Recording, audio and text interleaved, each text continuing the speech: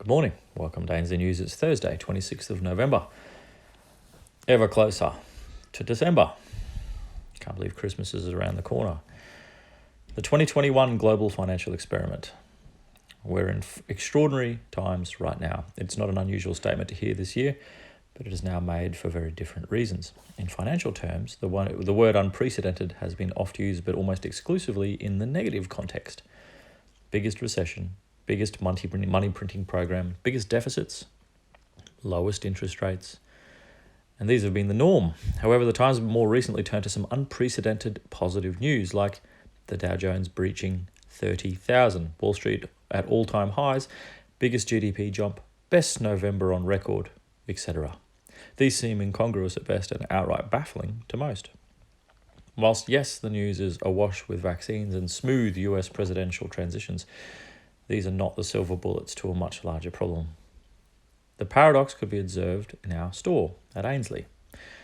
This week has seen large trade volume. However, whilst this year has been largely one-way traffic of people only buying, this week, with the gold and silver price falling, has seen an almost equal weight of buys and sells.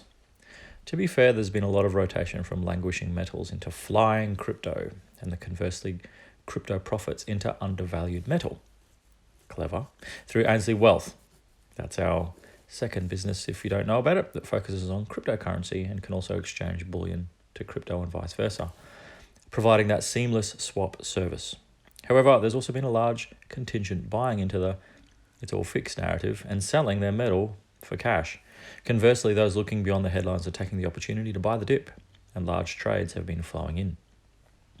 There's also a growing sense that Australia is somehow different. We have a feeling of having beaten the virus. We're an island, and our main asset, property, seems to have survived, like the US, but nowhere near to the same extent. Our share market, too, has rebounded. There was an excellent article in the ABC yesterday titled, "Why is the stock market booming during the coronavirus recession?" This next article we're going to talk about talks about it in full, but in essence it's the same story regular readers already know. We're in a suspended universe based solely on monetary stimulus, leaving the big question no one is asking of, what happens when it ends? Or this from the article. Legions of highly paid traders, strategists and advisors will engage in baffling explanations, littered with terms like rotation and differentials. Ultimately, however, it all gets down to one thing: the sheer weight of money. The great flood. The world's biggest central banks have slashed interest rates to zero and have been printing money like never before. It's a process called quantitative easing. And the conclusion. The great challenge for the future is how on earth will we ever be able to turn off the stimulus and return to normal interest rates without causing markets to tank, which then leads to a recession. No one has the answer, and no one wants to hear the question. This is an excellent article and worth reading. Either you can go back to our website, or I'll read it for you just now. However, let's look again at this central bank issue a little further. Morgan Stanley economist Matthew Horbach says of the 8 developed markets, including EMs like China, central banks actively printing money through QE in 2021, they will collectively print the equivalent of 0.66 of annual GDP every month in 2021. So that's 7.92% annualized. As he rightly warns, that is a rapid pace of global liquidity injection, the likes that we've never seen outside of 2020. And again, to bring the little old, it's all good here, mate, she'll be right, in Australia into perspective, we'll be right up there with the worst that can be seen in Morgan Stanley's charts, shown here. Just take a peek at that one. The central bank catch-22 of stop and we go into a deeper recession than anyone could contemplate, or go harder because the biggest bubble in history is one the IMF just contemplated too without an answer. The IMF chief, Kristalina Georgieva, yesterday spoke to the pressure central banks are under to keep on the same course of cutting rates and printing more money, and warned more of the same is not possible and will not be sufficient today. Her solution for central banks was going back to the lab, reviewing their framework to identify innovative strategies and tools that will support the recovery from this crisis and beyond. Okay, so that's very clear and instructive, even if we now feel like rats in a lab. But be careful, she warns, as new strategies and tools might produce new side effects as well, and additional monetary stimulus may pose important risks to financial stability. So clearly this is all under control and there's nothing to see here. Move along and sell your useless gold, of course. The greatest financial minds in the world did not have a solution. And every day we continue doing the same perceived solutions, we add more and more debt and dig a deeper and deeper hole, blowing a bigger and bigger bubble. Let's discuss how the ABC lays it out, as mentioned earlier. Why is the stock market booming during the coronavirus recession? By business editor Ian Verinder. I think this was out yesterday, on the 25th. The global economy might be in the grip of the worst recession in almost a century, but stock markets are soaring. Wall Street key indicator, the Dow Jones Industrial Average, blew through 30,000 points overnight, going into Wednesday, a new record, while our market on Wednesday morning erased all of this year's losses. This begs the question, are investors being too optimistic? How does this make sense given the vast number of workers whose jobs have been laid waste by a pandemic that continues to wreak havoc across the Northern Hemisphere, and particularly in the US?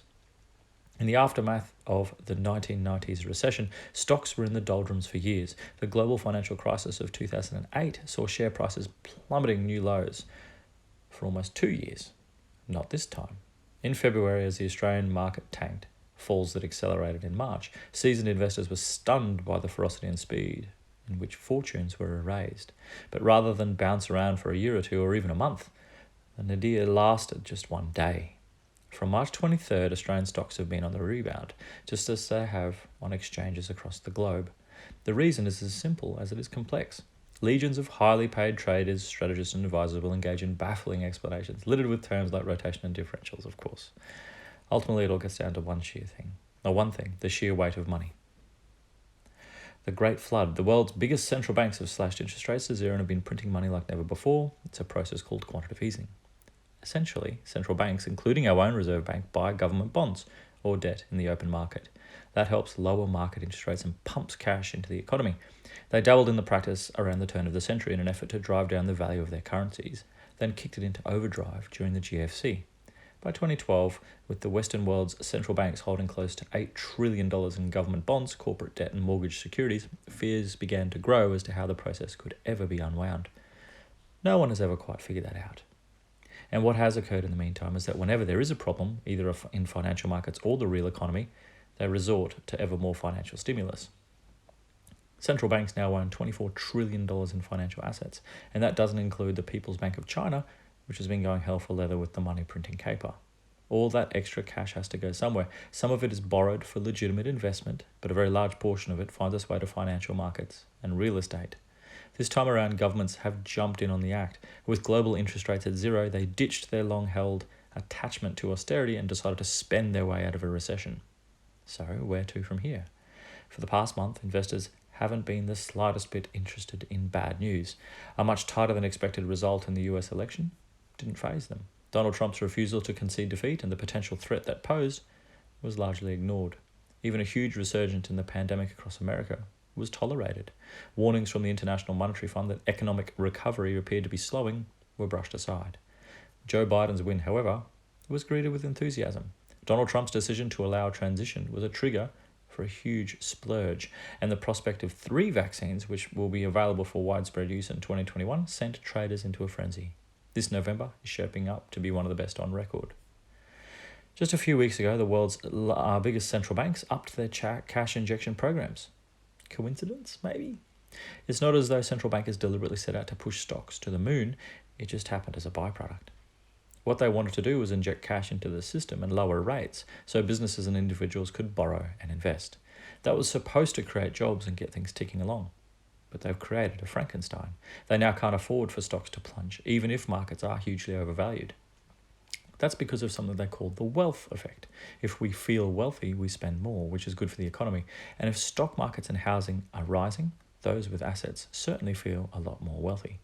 A crash, on the other hand, has everyone reining in the spending, and that can cause a recession. A great challenge for the future is how on earth will we ever be able to turn off the stimulus and return to normal interest rates without causing markets to tank, which then might lead to a recession? No one has the answer, and no one wants to hear the question. Well, thanks for listening to News Today. Hope you guys are lining up for a great Thursday. Almost Friday, hey? Hang in there, one more day. Remember ainsleyBullion.com.au for all things physical, gold and silver and platy. AinsleyWealth.com.au for all things cryptocurrency. We stock a wide range of large cap cryptocurrencies which you can buy, sell, or swap. You can swap your crypto for gold and silver. Go Ainsley. And goldsilverstandard.com, our own gold and silver backed cryptocurrency held at Reserve Vault for security. And we'll catch you tomorrow for more news.